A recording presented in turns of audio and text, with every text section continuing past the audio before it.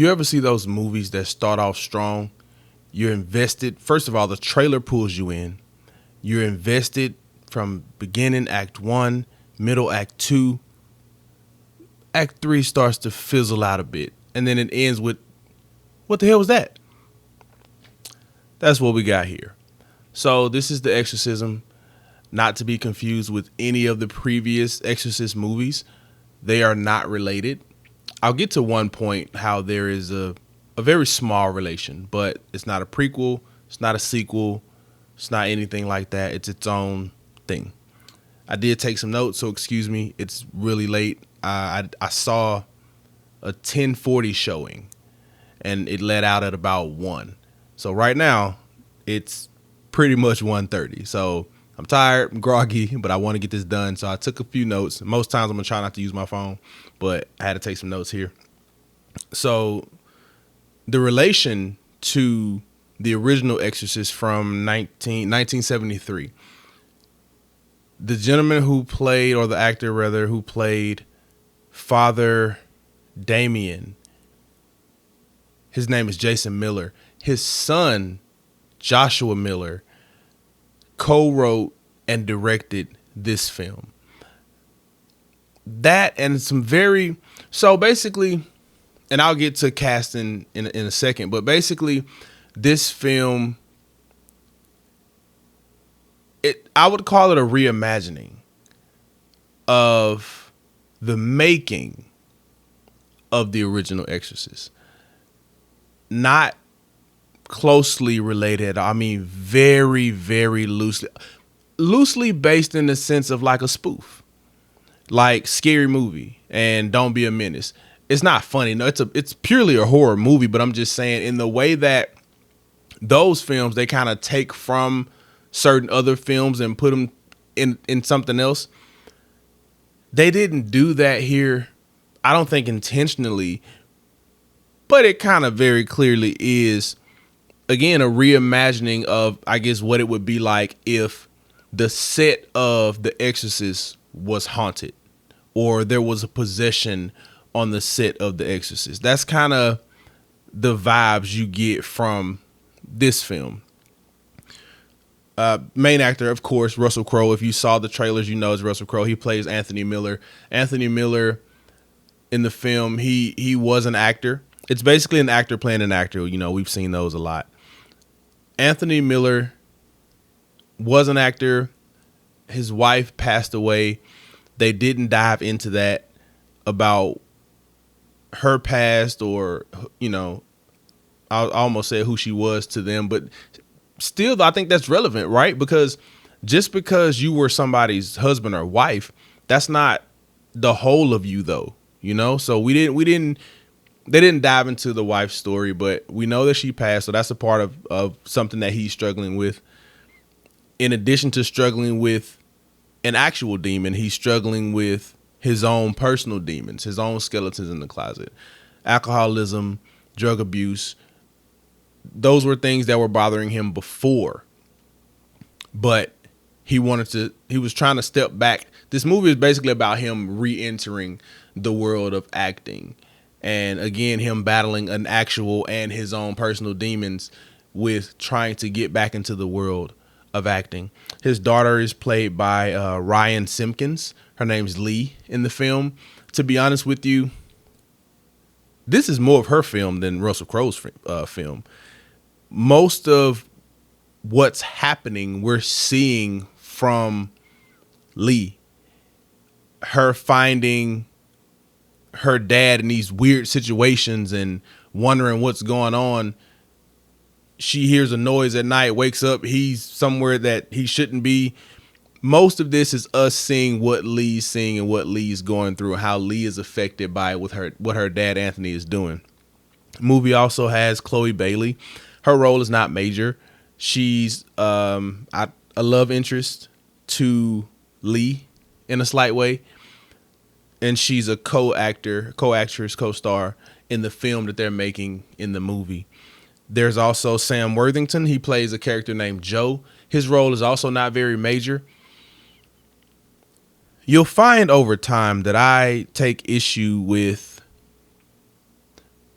actors who are favorites of mine. And honestly, even if they're not favorites of mine, I just feel like there's calibers, there's levels to actors and acting. And as with anything, Sam Worthington to me is pretty high up on that list. So I hate to see when people of that caliber are underused in movies. It really bothers me. I hate when they're only in the movie for a very short time, or they get, well, I don't want to say anything that might lead to spoilers, so I won't say the rest. But I really feel like Sam Worthington was underused in this movie. There's Adam Goldberg. He plays the director in the movie. Peter is the director's name in the movie. I've seen a lot of Adam Goldberg, but the only thing that immediately comes to mind, because I watched this a lot, is the Equalizer series on Paramount Plus with Queen Latifah. Adam Goldberg is the tech guy in that show, and he's great. Fashion sense is outstanding. He's a bit of a dick in this movie, but that's the role. And then you have David Hyde Pierce as Father Connor. These are the main roles. Father Connor, I would call Father Connor. I've seen a lot of exorcism, whatever type movies, possession, this and that. Father Connor is by far the most underprepared priest I've ever seen in my life. It's comical. It's not supposed to be, but it's comical. David Hyde Pierce, if you watched Frasier, he was in Frasier. I'm not a sitcom guy. I never have been. Yes, that includes Martin. Yes, that includes Jamie Foxx in Living Color. Sue me, whatever. I just was never a sitcom guy. It's not my thing. But I did see him in something called The Perfect Host. Another one of those like psychological horror thriller kind of situations. But he was good there. He was good in this movie. I'm not saying he was bad in this movie. I just feel like his role was, he just was a very underprepared priest. So that's it for character introductions. So as far as the film itself, again, this is the actor, Anthony Miller. He's hired for a film, and because of his struggles with alcohol and drug use, he's having trouble reacclimating himself to the long hours of being an actor, to the stress of being on set all day, the stress of remembering lines. He's having trouble with all of those things. Now, here's a gripe of mine. This is not a spoiler, or is it? Well, the fact that he ends up possessed is not a spoiler. You can see that in the trailer. Because this teeters on the line of possible spoilerness, I'd say if you haven't seen the movie and if you're someone who hates spoilers, as I do, give yourself about 30 to 45 seconds so that I can say this part. If you got to pause it, see the movie first, whatever, skip this little part. We don't find out the root of this demon. Let's take The Exorcist Believe, for example. That's just the first one that came to mind. In The Exorcist Believe, we still don't quite know exactly what transpired, but the girls decided to walk through the woods after school one day, and they found some weird cave, and they went in the cave. They were messing around with crap, and they ended up lost for several days. Was it? I want to say they were gone somewhere between 5 and 7 days. I could be wrong. Maybe between 3 and 7 days. Anyway, once they finally make their way home, over the course of a few days, you gradually see them changing and acting more and more weird. But the point that I'm making is them getting, well, they weren't lost, but them going into that cave or whatever it was they were in and coming back different as a viewer, that's kind of all we need to know, right? We don't need to see what they saw. We don't need to hear what they heard. We don't need to know exactly how the spirit or the demon or the entity or whatever may have entered into them, because we know, oh, they were in this shady cave and they came back and now they acting sketchy. That's good enough, right? Russell Crowe just started acting. I must say this. So I was supposed to be in theater 15, right? Y'all, while I was in 18. So I'm watching all the credits and the Bike Riders comes on. I'm like, wait a minute. What's happening? And I never pick certain seats. I always pick the same types of seats all the time, right? And I'm looking at my phone. I'm like, this says seat E3. But this is not, I would never pick this seat. I'm looking around making sure I'm not tripping. Like, I would never pick this. And when the Bike Riders comes, I'm like, bro, what? So I run out of there and I run down to 18. Like I said, I was in 15. I was supposed to be in 18. No, I'm sorry. I was in 18. I was supposed to be in 15. I guess all I saw was teen and went in there. But when I got into the Exorcism, it was at the very beginning, what I believe is the very beginning, because the credits, the beginning credits were still going. I missed the actual title. One thing that I enjoy doing is whenever I go to the movies, I take a little Instagram boomerang of when the title finally pops up on the screen. And I didn't catch that. So I don't know how much I missed. Of course, like I said, since the credits were still going, couldn't have been any more than 3 to 5 minutes. So maybe, and if you have seen this, please comment what I did miss, which also reminds me, if you want to continue seeing these, please like, share, and subscribe. That way we can draw more traffic. I can do more reviews. And yeah, anyway.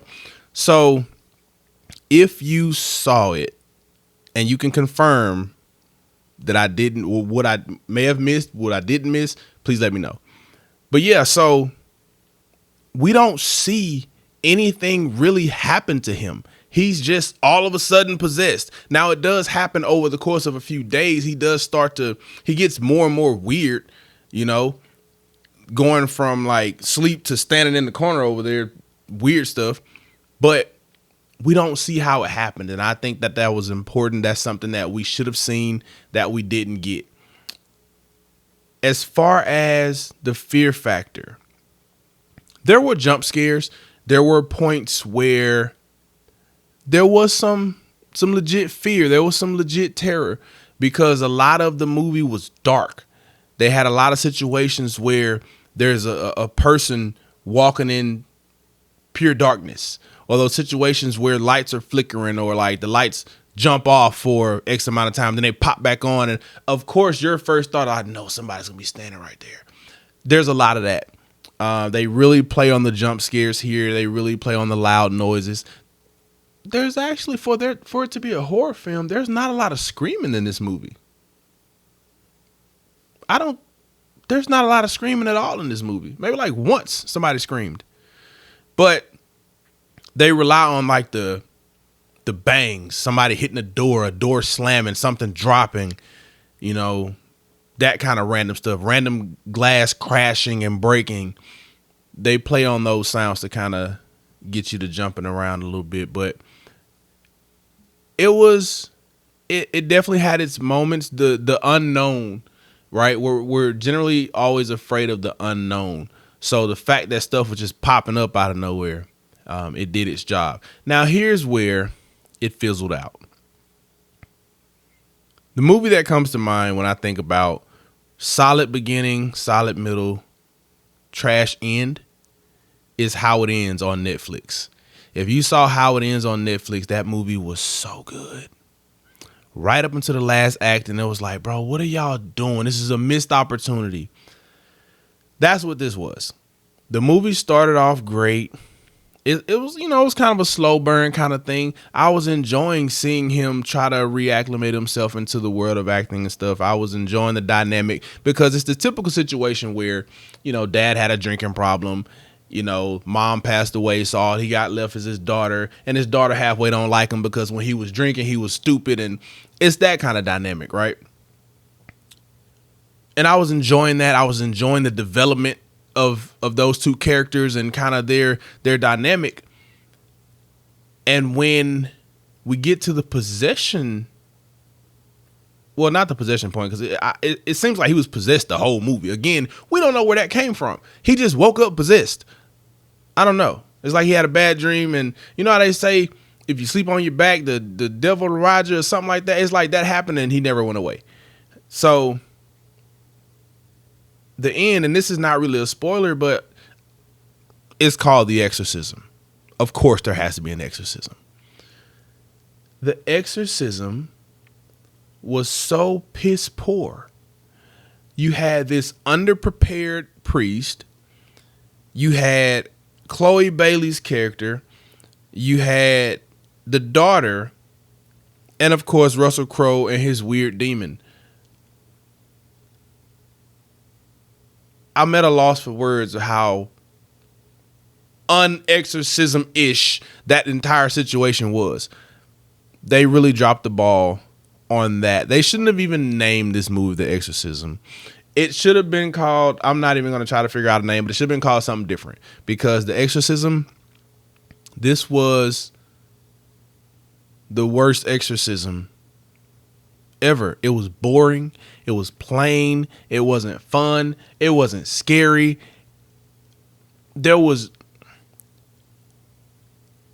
the moment that you had to really make this film be worth its salt. You just let it fizzle out. You spent the whole movie preparing us for this moment. All these jump scares, all this random nonsense to get to the actual exorcism and say, all right, look, this is what we're going to do. And that's that. Like I feel like there was real thought put into the first. I don't know what the runtime was. Generally, I always check the runtimes, but I don't know what this runtime was. But I feel like for the sake of simple math, I feel like the last 10 minutes is what really was like, bro, what are y'all doing? But I was entertained. I mean, even this piss poor exorcism was entertaining. I guess, I don't know, maybe I was entertained just simply because I was watching something. But it wasn't good. I could have written a better exorcism scene than that. I shouldn't say that like that because I'm actually a good writer. But yeah. So overall rating 6. I give it a 6. That 6 purely comes from 1, the fact that Russell Crowe was in it. 2, the fact that Sam Worthington was in it. 3, the fact that there were plenty jump scares. And also, late night movies suck because digital is trash. I'm used to seeing IMAX because I generally go to the movies around 6:30, 7, sometimes 8. Around 6:30, no, not 6:30. Around 7:30, 8 o'clock is generally when I'm at the movies. It seems like after that 8 o'clock mark, most of the showings are digital. They're nowhere near as clear as IMAX. The blacks are not as black as IMAX. Everything looks shadowy and grainy and weird. So there was also that. But I'm not deducting from the score because of that. That has nothing to do with the actual film. I'm just saying. Definitely give it a shot if you like horror, if you are a fan of any of the Exorcist movies. This was, it was a cool little take on it. Like I said, it's not related to any previous Exorcist movies in any way. And honestly, at a point, I thought it was going to be maybe a prequel or a sequel to The Pope's Exorcist that came out last year, also starring Russell Crowe. But in that movie, he was actually a priest. So these two things, again, they're not related in the least bit. So horror fans, and see, people who are true moviegoers, people who are true horror fans, are probably going to go see it anyway, regardless of anyone's review. Same as I would. You could have told me it was a 1, and I'm like, Russell Crowe and Sam Worthington, there's no way it was a 1. You know, to each their own. So again, please comment, like, share, and subscribe if you want to see more of these videos. I'll see y'all on the next one. Thanks for watching.